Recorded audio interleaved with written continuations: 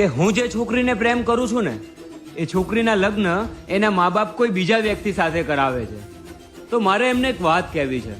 જો કે એમને જ નહીં, દુનિયાના બધાય મા બાપને એક વાત કહેવી છે કે તમારા સંતાનને જ્યાં ગમે ને ત્યાં લગ્ન કરાવો.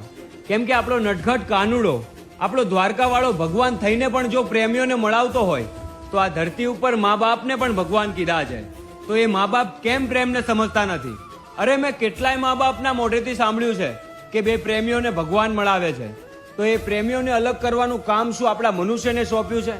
અરે અત્યારના મા બાપ એવા થઈ ગયા છે ને કે ઘરમાં ભૂવા બોલાવે છે, કેમ કે એમના સંતાન એના પ્રેમને મળવા ના જાય.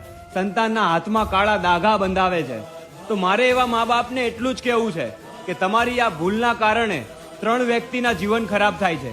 કેમ કે ન ગમતી જગ્યાએ તમારી દીકરીના લગ્ન તમે કરાવ્યા છે. કેમ કે તમારી દીકરી હવે એના પ્રેમને ભૂલી તો નથી